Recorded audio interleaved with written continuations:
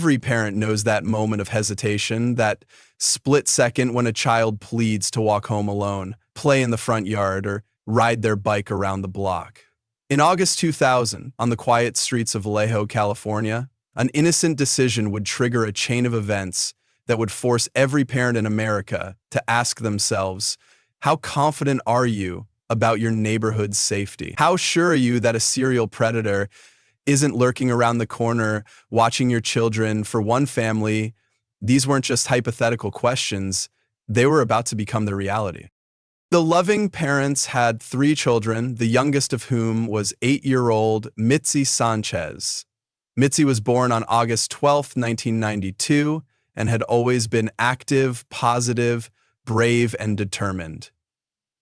Her 8th birthday was a significant event for her, and she was eagerly getting ready for school that morning, already imagining how she would return after classes and how the real celebration would begin at the end of the school day.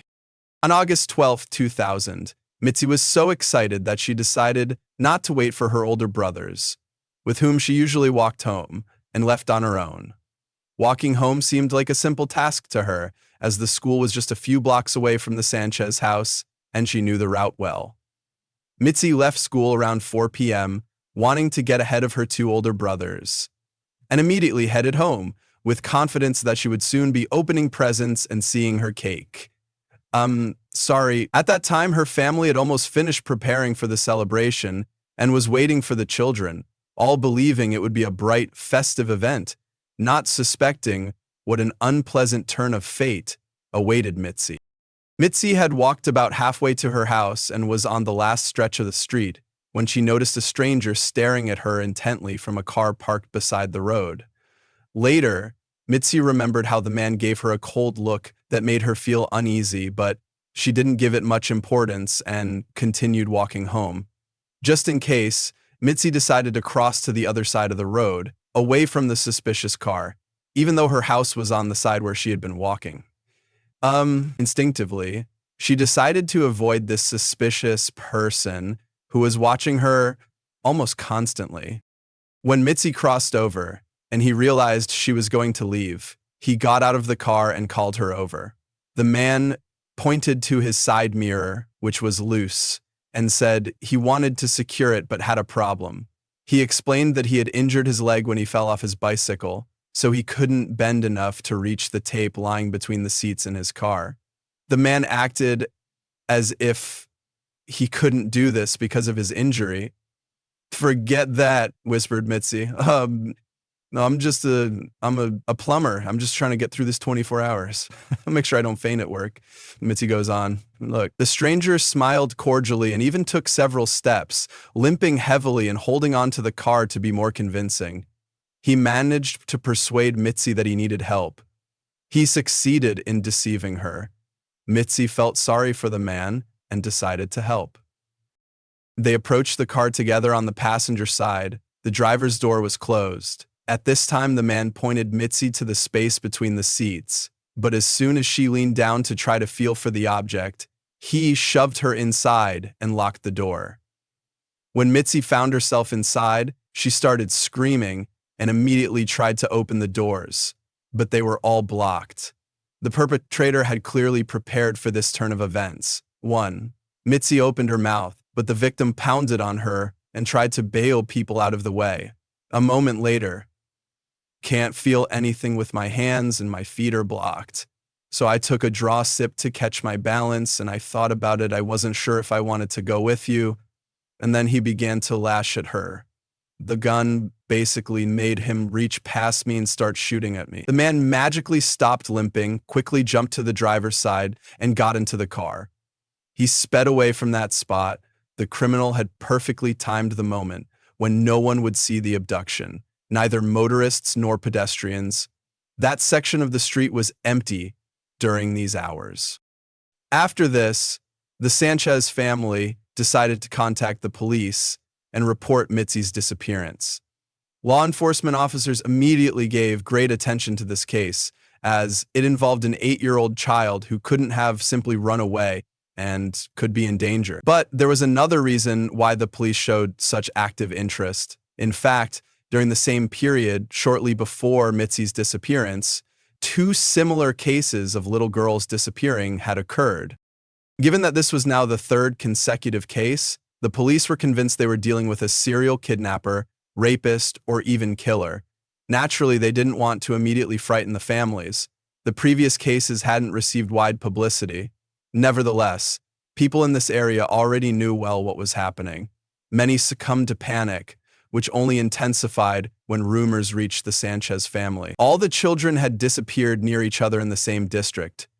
One of the girls lived just 2 blocks from Meet's house. The first victim, 7-year-old Amber Schwartz, disappeared in the same way, near her house, under unknown circumstances. Amber was kidnapped in broad daylight while playing in her parents' yard, literally right under their noses.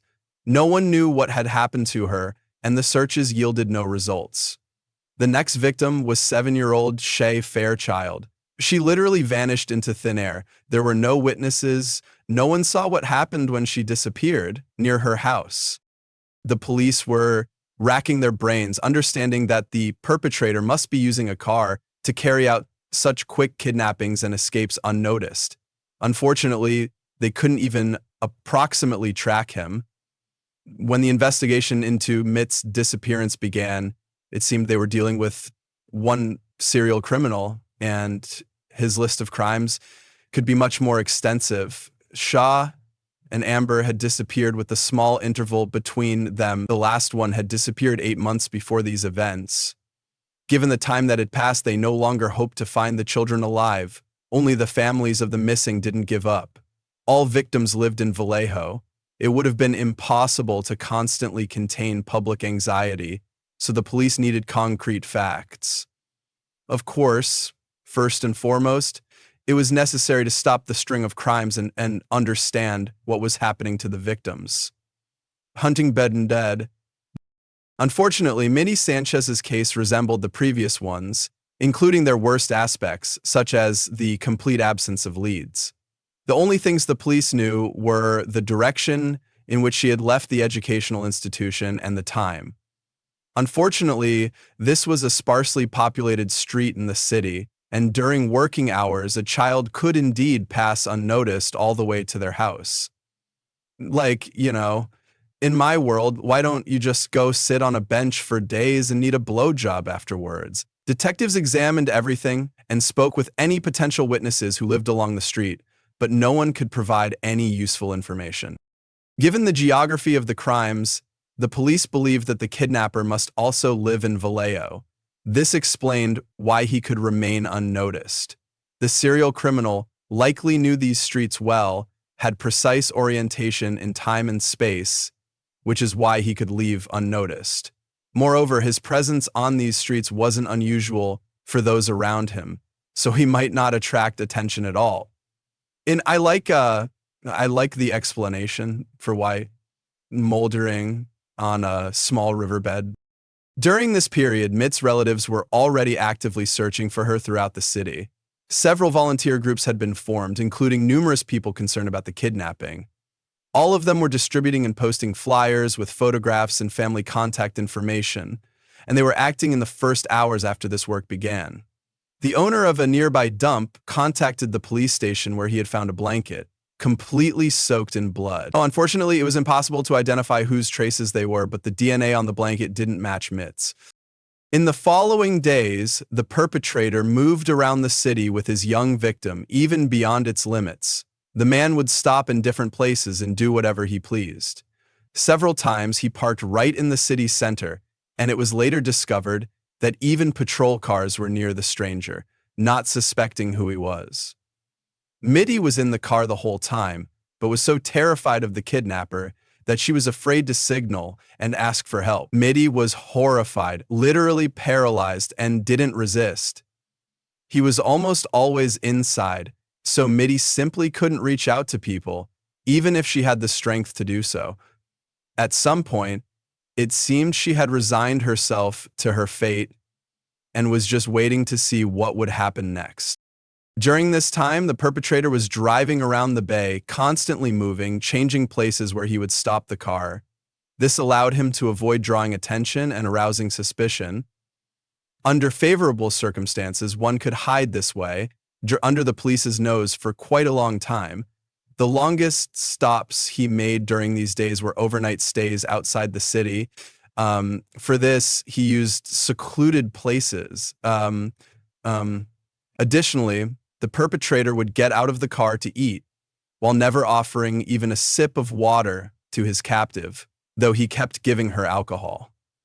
Midsi was visibly weakening from hunger and dehydration. It seemed as if the kidnapper was deliberately starving and dehydrating Midsi, enjoying her slow and painful death. Midsi hadn't eaten or drunk water for 2 days while being held against her will. During one stop, Midsi gathered courage and asked where the kidnapper was going.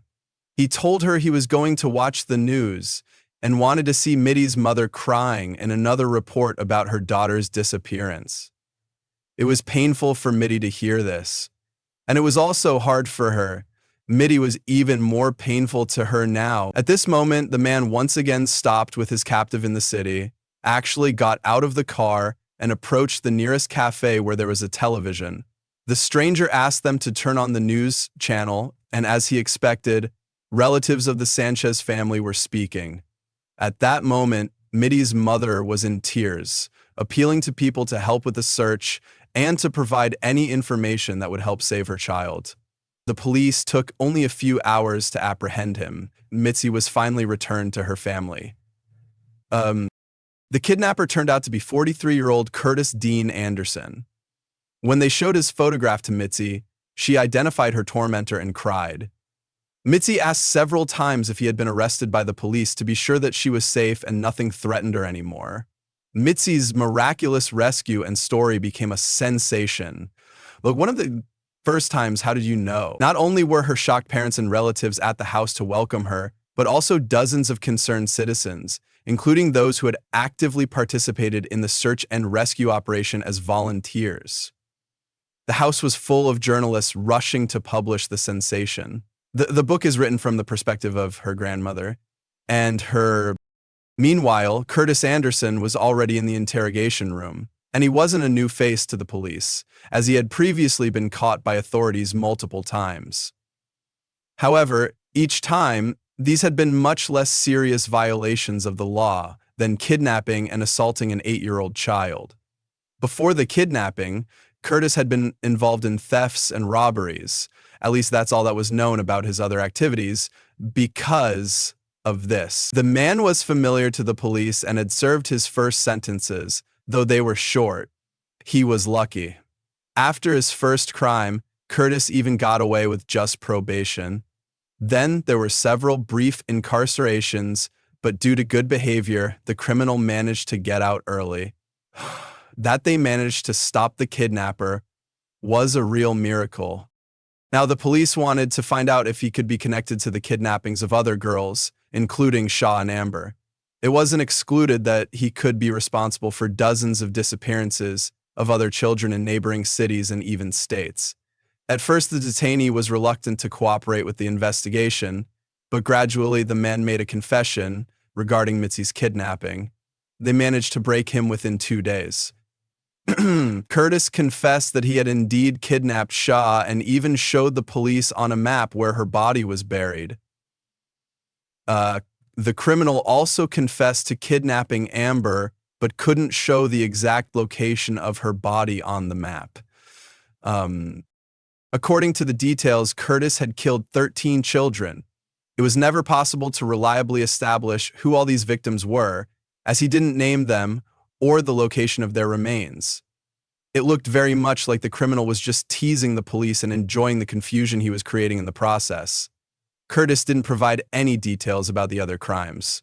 To this day, it's unclear whether this was the truth or the product of a disturbed mind.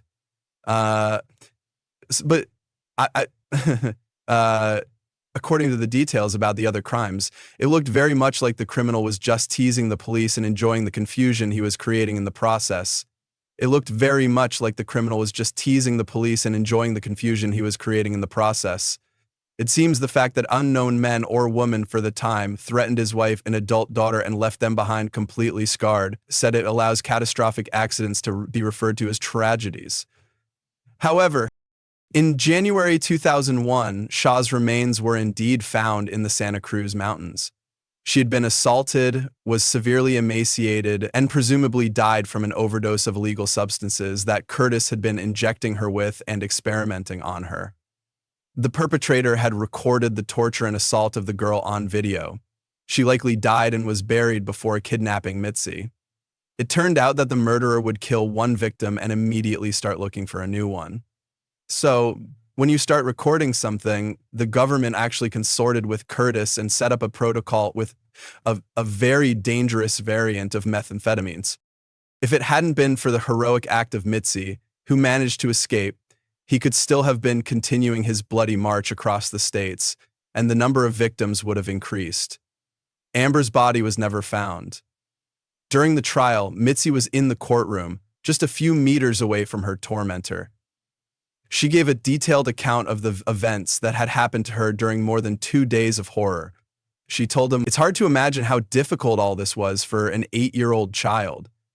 Her loved ones were filled with pride for Midsi, not suspecting that her struggle was just beginning.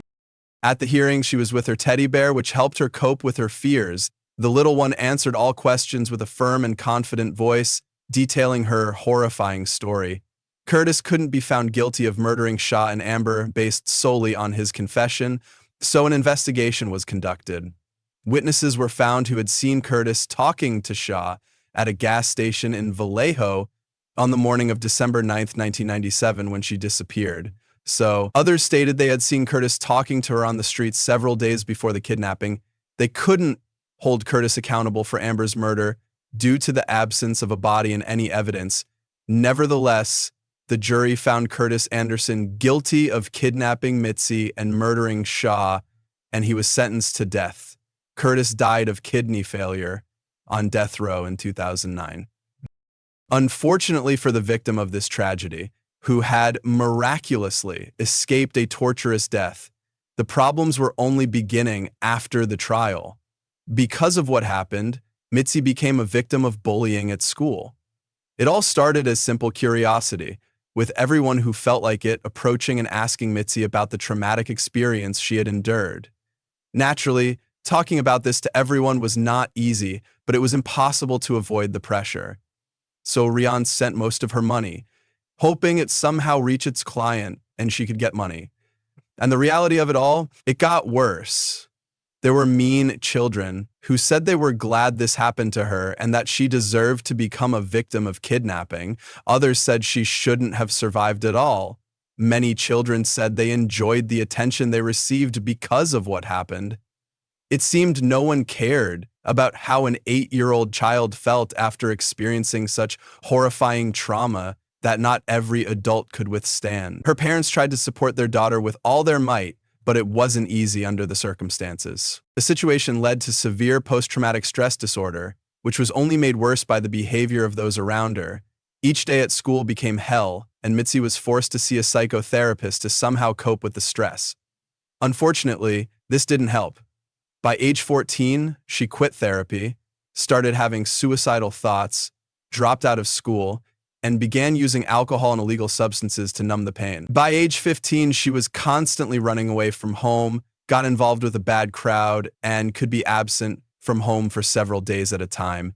Then there were rumors that Midsi had become a member of a local gang, which she later admitted to. According to unconfirmed reports, she might have been involved in several robberies. Midsi admitted that fights were a regular occurrence in her life. She became a truly troubled teenager. In 2009, when Midsi turned 16, she was riding in a car with her friend, who was drunk. The young man lost control of the vehicle and crashed into another car. He was wearing a seatbelt, which allowed him to avoid serious injuries. However, the passenger wasn't using her seatbelt, and she was thrown through the windshield onto the road at a speed of about 62 miles an hour. The traffic accident was very serious, so serious that Midsi remained in a coma for 2 weeks. She received an enormous number of injuries, including fractures. The doctors had to practically piece her back together. Nevertheless, fate was once again kind to her. Midsi survived. But the most interesting thing happened when doctors discovered she was pregnant. It turned out she was going to have a girl. This became a turning point for Midsi. She decided to get her life in order. Midsi began working on herself, went through detoxification, started going to therapy again, and decided to focus on keeping the baby and giving her a better life. Midsi admitted that she saw a reflection of herself in this little girl, who hadn't even been born yet. From that very moment, Midsi understood that she wanted to end her reckless lifestyle and finally deal with all the burdens that had piled up on her. The young mother was determined that nothing like this would ever touch her daughter. Midsi gave birth to a healthy child and truly managed to change her life. Several months after giving birth, Midsi heard that an 8-year-old Latina girl from a large family had disappeared in a neighboring city. The kidnapping victim was very similar to her. For Midsi, this was a big shock, and she couldn't stay on the sidelines. Midsi took a flyer, printed 3,000 copies, and distributed them. Then, Midsi contacted the family and helped them cope. She even became a volunteer at a foundation organized by the father of a 12-year-old girl named Polly Claus. Midsi began active work in this direction, sincerely believing that she was helping victims and their loved ones and making the world a better place. Gradually, Midsi created her own social program with which she visited various educational institutions. Her main goal was to teach children to recognize potential danger and people who might pose a threat on the street. She conducted all this in the format of presentations, with which she made hundreds of visits to teach children how to properly react to strangers. After several years of volunteer work, Midsi created her own foundation to help kidnapping victims. Midsi became someone who managed to cheat death twice. Now she realizes what a valuable gift fate gave her. Having overcome weaknesses and trauma, Midsi decided to use her story to make the world better. And she made her first step at age 8, thanks to which Curtis Anderson ended up behind bars.